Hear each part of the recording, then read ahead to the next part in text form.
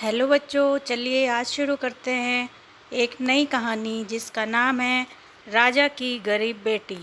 अब आप लोग सोच रहे होंगे कि ये राजा की बेटी गरीब कैसे हो सकती है, तो चलिए सुनते हैं इस कहानी को। जिन्होंने चैनल को भी सब्सक्राइब नहीं किया है तो प्लीज़ पहले चैनल को सब्सक्राइब कर लीजिए, वीडियो को लाइक और शेयर कर लीजिए। एक राजा था जिसका नाम था महिपाल। वह राजा बहुत ही अच्छा सुशील था, अपनी प्रजा की देखभाल करने वाला था। उसके राज्य में सारी प्रजा बड़ी सुखी थी। उस राजा की एक कौशल नाम की बेटी थी। वह भी बहुत अच्छी थी, सुशील थी और वह अपनी प्रजा के दुख से दुखी हो जाती थी। वह चाहती थी कि उसके राज्य में कोई भी गरीब ना रहे, सभी लोग बहुत अमीर हों। वह गरीबों को देखती थी तो बहुत दुखी होती थी और विचार करती थी कि हमारे राज्य में या तो सब मेरे जैसे हो जाएं या फिर मैं उन्हीं के जैसा जीवन जीऊं। इस तरह से वह सोचती रहती थी। एक दिन उसने खाना नहीं खाया तो उसके पिता को बड़ी चिंता हुई। वह उसके पास पहुँचे और पूछा कि बेटी क्या बात है। तब उसने कहा कि पिताजी, मेरा सबसे बड़ा जो चिंता का कारण है वह यह है कि मैं एक राजा की बेटी हूँ। यह सुनकर उसके पिताजी हंसे और कहने लगे, बेटे, यह तो तुम्हारा सौभाग्य है कि तुम एक राजा के घर में पैदा हुई और राजकुमारी हो। तब वह कहने लगी कि यही तो परेशानी है, आपके सिपाही मेरा पीछा ही नहीं छोड़ते। जहाँ जहाँ मैं जाती हूँ वहीं वहीं मेरे पीछे घूमते रहते हैं। मैं राजमहल में भी ऐसा लगता है जैसे कि कैदी बनकर रह रही हूँ। तो महाराज ने कहा कि ठीक है, कुछ दिनों के लिए मैं अपने सैनिकों को हटा लेता हूँ। तुम अपनी मर्जी से जहाँ चाहे राजमहल में विचरण कर सकती हो। चलो अब खाना खा लो। तब वह अपने पिताजी के साथ जाकर खाना खा लेती है और पूरे राजमहल में अकेली घूमती है, कभी यहाँ कभी वहाँ, कभी अपने बाग में जाती है और वहाँ फूलों को तोड़ती है, झरनों में नहाती है, खूब खुश होती है। लेकिन कुछ दिन बाद उसको फिर वही लगा कि राजमहल के भीतर ही घूमती रहती हूँ, राजमहल के बाहर क्या हो रहा है यह तो मुझे नहीं पता। तब वह फिर एक दिन खाना नहीं खाती है। फिर महाराज उसके पास आते हैं और कहते हैं, बेटी, जैसा तुमने कहा था मैंने तो वैसा ही किया, फिर आज खाना ना खाने का क्या कारण है। तब वह कहती है कि पिताश्री, मैं तो इस महल में ही घूमती रहती हूँ, बाहर की दुनिया में क्या हो रहा है यह मुझे कैसे पता चलेगा। मैं चाहती हूँ कि अपनी प्रजा की तरह ही प्रजा में रहकर उनकी दुख परेशानियों को देखूँ। और आप मेरी शादी के लिए भी कह रहे हैं, तो मैं किसी राजकुमार से शादी करके फिर इसी तरह कैद नहीं हो जाना चाहती।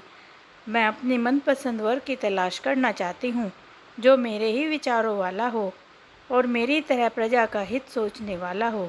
तब महाराज ने कहा कि ठीक है बेटी, पर तुम शायद नहीं जानती कि बाहर की दुनिया में कितने दुख हैं। तुमने तो अभी राजमहल के सुखों को ही देखा है।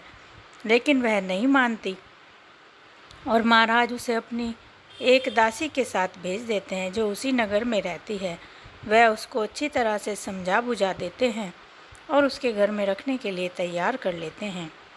जब वह अपनी दासी के साथ उसके घर में रहने आ जाती है तो कुछ दिन तो राजकुमारी को बहुत समस्या हुई, क्योंकि उसके घर में तो हर चीज़ का अभाव था। खाने पीने, पहनने और सोने से लेकर सभी चीज़ों में वो गरीब थी। तब उसे जाकर पता चला कि गरीबों का जीवन क्या होता है और वह सोचने लगी कि कुछ दिन इनके पास रहकर इस जीवन को जीने का अभ्यास करूं। इस तरह से कुछ दिन वह वहीं रही और उसने उस दासी से मिलजुल कर सारे काम सीख लिए। कुएं से पानी कैसे भरते हैं, बाजार से तरकारी सब्जी फल कैसे लाते हैं और घर में झाड़ू बुहार कैसे करते हैं, खाना कैसे बनाते हैं। इस तरह से उसने घर के सभी कामों को कम पैसों में कैसे निपटाया जाता है यह सीखा। कुछ दिन बाद महाराज को चिंता हुई कि मेरी राजकुमारी किस प्रकार अभावों में अपना जीवन व्यतीत कर रही होगी। तब उसने अपने सेवक के हाथ कुछ मोहर अशर्फियाँ भेजी, लेकिन राजकुमारी ने उन्हें लेने से इनकार कर दिया। वह कहने लगी कि मैं तो सुखपूर्वक अपना जीवन जी रही हूँ, मुझे इन अशर्फियों की ज़रूरत नहीं है और आगे से तुम इन्हें लेकर भी मत आना। अगर मुझे किसी चीज़ की ज़रूरत होगी तो मैं महाराज के पास खुद आ जाऊंगी। इस तरह से वह वहीं जीवन बिताने लगी। एक दिन एक लड़का जिसका नाम अग्रसेन होता है, थका हारा उस कुएं पर आया जहाँ राजकुमारी पानी भर रही थी। उसने उसे साधारण स्त्री समझकर ही कहा कि कृपया मुझे थोड़ा पानी पिला दीजिए, मुझे प्यास लगी है। तब उस राजकुमारी ने उसको पानी पिलाया और पूछा कि तुम कौन हो। दोनों ने एक दूसरे का परिचय किया। राजकुमारी ने उसको राजकुमारी ना होते हुए बताया कि मैं तो एक साधारण स्त्री हूँ, इसी गांव में रहती हूँ और अपना जीवन यापन करती हूँ। उस लड़के ने भी राजकुमार होते हुए अपना परिचय एक साधारण लड़के के रूप में दिया और कहने लगा, मैं काम की तलाश में इधर उधर भटक रहा हूँ, यहीं घूमता रहता हूँ, अभी तक मुझे कोई काम नहीं मिला। इस तरह लगभग दोनों ही उसी पनघट पर मिलने लगे और वह थक हार कर वहाँ पानी पीने आता था, तब वह लड़की उसको वहाँ मिल जाती थी। दोनों एक दूसरे से बैठकर बातें किया करते थे और शायद एक दूसरे को पसंद करने लगे थे। राजा के गुप्तचरों ने यह बात जाकर राजा को बताई कि राजकुमारी जी किसी लड़के से मिलती जुलती हैं। यह सुनकर राजा एक दिन उस दासी के घर पहुंच गया और अपनी बेटी से कहने लगा कि राजकुमारी, तुम तो जानती ही हो कि ये लोग छोटे होते हैं, गरीब होते हैं। यदि इन्हें बाद में पता लगा कि तुम राजकुमारी हो तो यह तुम्हें स्वीकार नहीं करेंगे।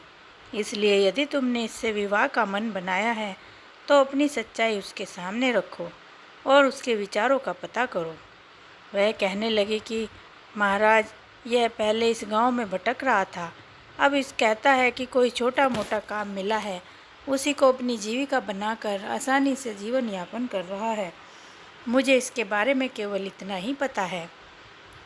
इसके माँ बाप कौन है, कहाँ रहता है, अभी कुछ नहीं पता। तब वह कहते हैं कि तुम इसको अपनी सच्चाई बताओ, हो सकता है यह तुम्हें फिर कोई आगे की बात बताए। यह सुनकर राजकुमारी ने अपने पिता को आश्वस्त किया और वह राजमहल लौट गए। अगले दिन जब राजकुमारी वहाँ आती है तो अपने वेश में आती है। तब वह लड़का देखकर कहता है कि अरे ये क्या, तुमने राजकुमारियों जैसा वेश क्यों बनाया हुआ है। तब वह कहती है कि मैं इस राज्य की राजकुमारी ही हूँ, इसलिए तुम्हारे सामने आई हूँ कि तुम मुझसे शादी का प्रस्ताव रख रहे थे। इससे पहले तुम्हें मेरा परिचय जानना अत्यंत आवश्यक है। यह देखकर वह लड़का आश्चर्य में रह जाता है और कहता है कि इस विषय में मैं अपने माता पिता से पूछकर बताऊंगा। तब वह कहती है कि अब मैं तुम्हें राजमहल में ही मिलूंगी और तुम विवाह का निश्चित करके मेरे राजमहल में आ जाना। और वह राजमहल चली जाती है और वह लड़का अपने घर चला जाता है। जाकर अपने माता पिता को सारी बात बताता है और कहता है कि पिताजी, मुझे उसी कन्या से विवाह करना है। तब एक दिन वहाँ सूचना दी जाती है कि वह लड़का विवाह के लिए तैयार है और आ रहा है। जब सब लोग आने की तैयारी करते हैं तो देखते हैं कि वह लड़का तो रथ पर सवार है, उसके पीछे बहुत बड़ी हाथी घोड़ों की सेनाएं चली आ रही हैं। गाजे बाजे नगाड़ों के साथ वह राजमहल की ओर आ रहा है। यह देखकर वह राजा और राजकुमारी दोनों ही आश्चर्यचकित हो जाते हैं कि यह तो वही लड़का है जो कि एक साधारण सा दिखने वाला वहाँ मुझे मिला करता था। तब वह उससे उसका परिचय पूछते हैं। तब वह महाराज को बताता है कि महाराज, मैं अग्रसेन नाम का राजकुमार हूँ, मेरे पिता राणा जी राज्य करते हैं। जिस तरह राजकुमारी बाहर की दुनिया देखने के लिए निकली थी, उसी प्रकार मैं भी बाहर की दुनिया देखने के लिए गरीब बना हुआ था। और जब मैंने राजकुमारी को देखा तो मुझे विश्वास हो गया था कि यही मेरी अर्धांगिनी बनने के लायक हैं। तब मैंने इनसे अपनी बात छुपाए रखी क्योंकि राजकुमारी ने अपनी बात प्रकट कर दी थी। यह देखकर मुझे बहुत अच्छा लगा। इस तरह राजकुमार ने अपना परिचय उन्हें दिया और वे सभी बहुत खुश हो गए। तब उन्होंने इन दोनों का विवाह करा दिया और राजकुमारी सुख के साथ अपने महल में चली गई।